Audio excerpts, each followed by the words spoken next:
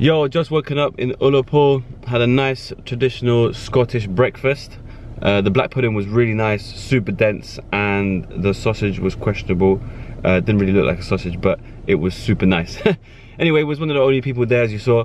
So yeah, the hotel was really nice, and now we're gonna hit the road. Day number 3. So gonna head to a gorge, couple of waterfalls, and yeah, end up in Skye, and also head up to that road which was on Top Gear. Forgot the name, but I'll put it right here. So yeah, let's hit the road.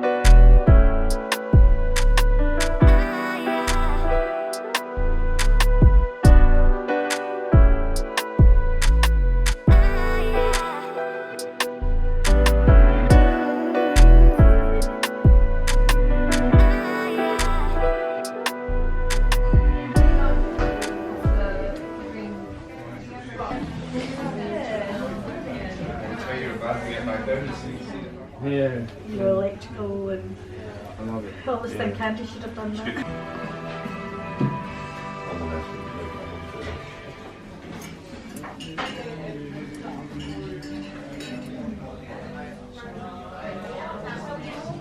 So that was the Applecross Inn. Oh my god, the food was sensational. And tried haggis for the first time. What? Never had it. So good. Never looked back. I'm all for it, man.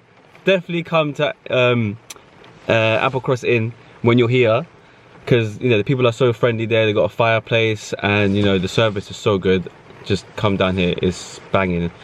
But anyway, we're about to go over the Bealach Na Ba, or whatever it's called. I can't pronounce it properly, obviously.